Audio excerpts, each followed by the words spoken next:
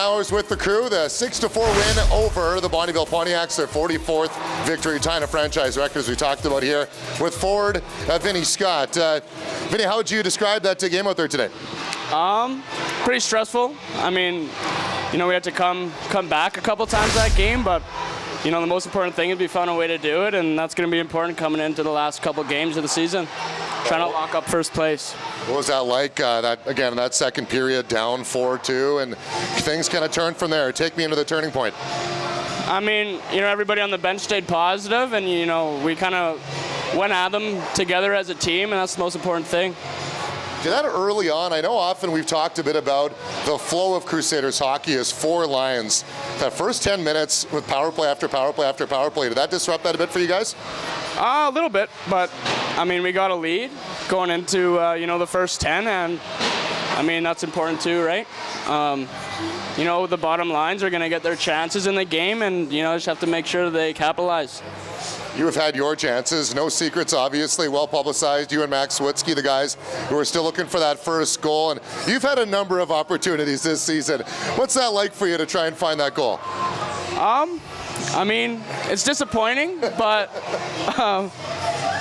hopefully she'll come in the next 7 games here. Yeah, I don't know, I gotta bear down. Talked with Blake last night in after hours, and he said he just tries to keep up with you. That's one of the things about playing on the line with him. What do you like about playing with Blake Sadlowski? He's a big guy. He's kind of like a bodyguard for me, I guess. We are working on chemistry, and that's going to be important going into playoffs. All right, so one more win, which can be a franchise record. You're in Lloydminster on Wednesday night. Is there something you guys can shore up or continue to do to be able to find success and be the winningest team in history? I mean, we just got to play our game, stick to the basic stuff, and, it's going to be a tough road game Wednesday.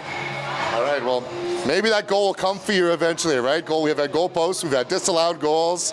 I mean, what's next to come, right? Yeah, I don't know. We'll see. All right, Vinny, thanks for your time. Yeah, thank you. Joined now by goaltender Carter Geilander after a 6-4 win over Bonnyville, and crazy game today, especially the third period. Carter, how would you describe this one for you? They came out flying in the first period. I think they kind of caught us off guard a little bit.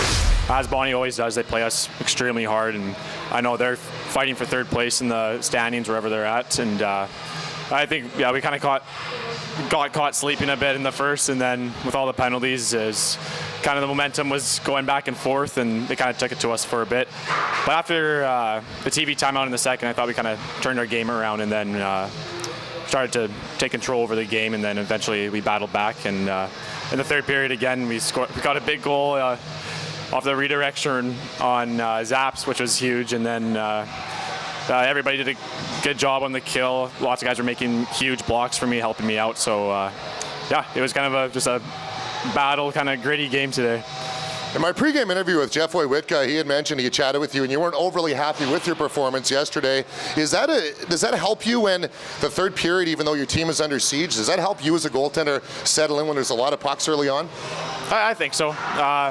Obviously, you don't want your first shot to come in 10 minutes into the game where you're now cold and it could potentially be a grade A. It can either go both ways. It's nice to get those pucks early and then you get comfortable, warmed up in the game, but at the same time, you don't want to give them all the momentum, giving those grade A chances early on in the game. So it kind of goes hand in hand. Now your 7th straight appearance and your 29th victory. Chatting with the coaching staff, they said we really want to get you going back-to-back and kind of get you ready for the playoffs. And in that mode, do you feel that the more repetition, your confidence and all that, you're ready for that playoff load, which is to come?